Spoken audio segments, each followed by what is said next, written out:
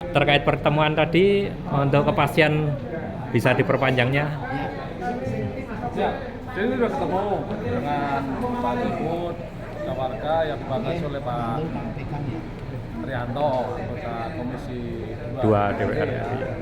Jadi ya kita normatif seperti yang sudah kita laksanakan. Jadi nanti kalau misalkan ada keputusan yang merugikan masyarakat ya kita persilakan untuk berjalan. Jadi tidak ada paksaan atau harus namanya hidup di demokrasi kan.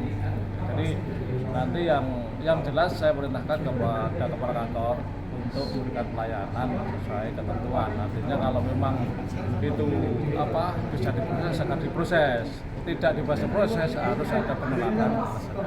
Alasannya jelas. Supaya nanti kalau misalkan ada yang keberatan terhadap keputusan kepala kantor kenapa diproses ya nanti biar.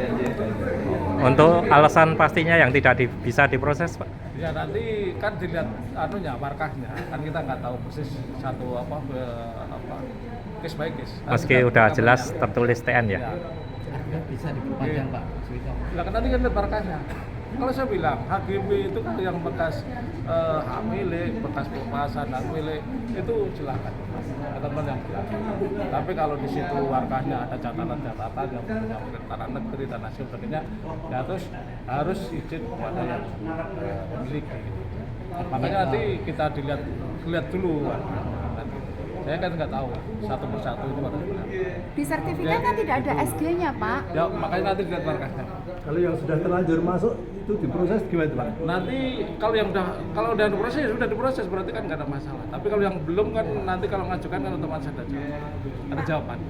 Izin tanya Pak, itu ada tulisannya RVO apakah bisa langsung Nanti diproses Pak? akan ada suratnya itu. Akan saya bilang yang klaim RVO itu SG itu kan bukan kita. Karena apa? Ketika ada permohonan kita sudah ketentuannya disuruh minta rekomendasi. Ketika ada rekomendasi dari Distaru ada RPO atau SG itu kan berarti bukan kita. Ya nanti kalau ada keberatan ya silakan. Maaf Pak, justru itu Pak, mohon izin Pak. Saya nggak bisa ngomong sekarang, itu nanti ada prosesnya. Iya Pak, itu sudah melalui DPTR juga Pak, masalahnya. Nah makanya nanti kalau itu ternyata RPO itu diklaim SG, ya pokok kalau keberatan nanti disilakan. Karena selama ini tidak ada pembuktian bahwa itu RPO sama dengan SG Pak. Loh makanya nanti itu harus ada putusan pengadilan. Kan Distaru itu di bawah pimpinan Bapak dong. BPN kan suatu lembaga negara tertinggi. Harusnya Pak BPN itu yang punya kekuasaan.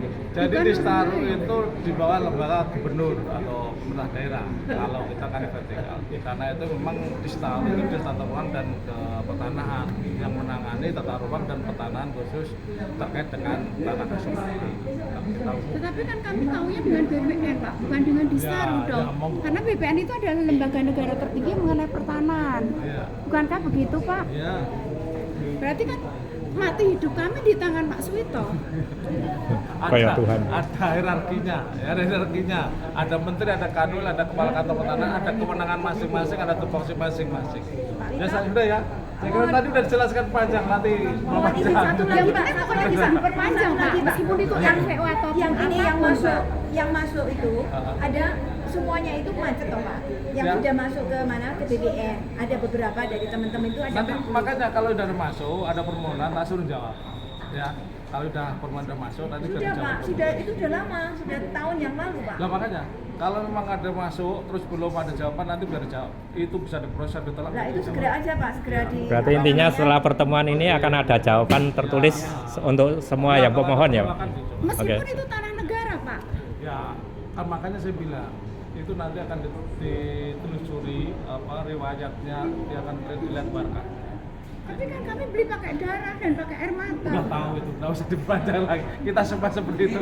Tapi di jalan pasti pun juga sama seperti itu. Kita sudah diatur tadi. Pak Yanto Harus konkret ya Pak ya. Harus konkret Seharusnya ya Pak ya. mengikuti undang-undang Iya pemerintah Pak, pusat. harus konkret loh Pak ya. Iya. Karena selama ini udah nunggu lama ini Pak, Iya, dari sejak iya. tahun 2022.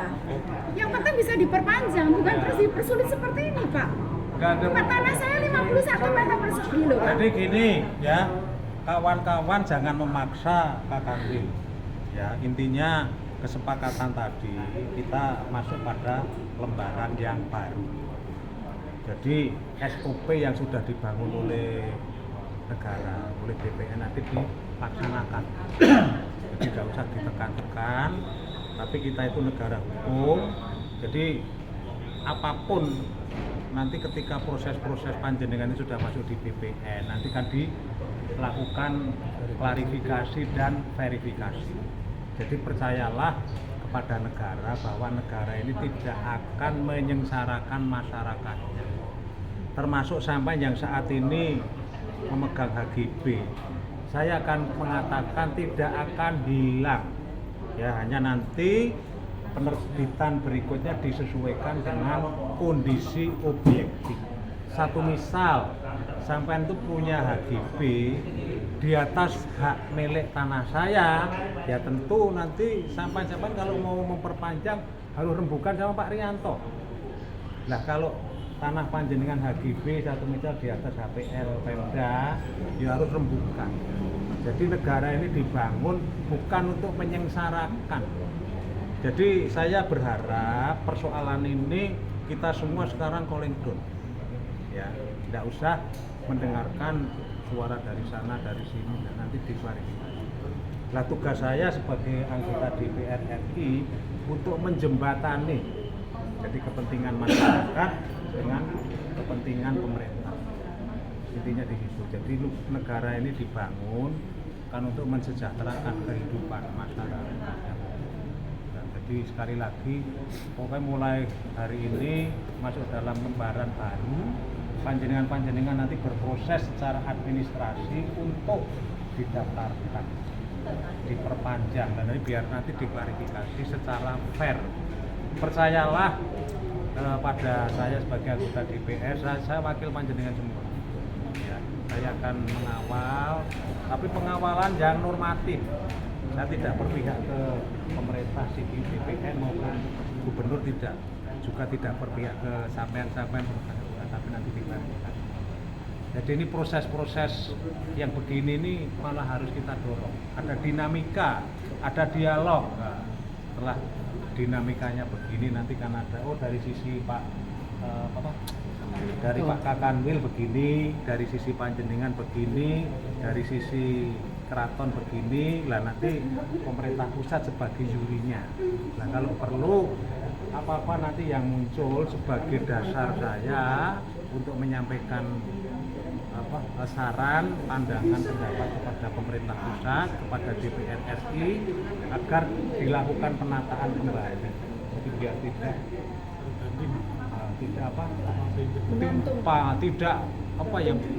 jadi nanti wis dirembuk tadi cetok. Pak Rianto, Iya, itu kan sudah diatur semuanya dalam Undang-Undang Pokok Agraria, Pak.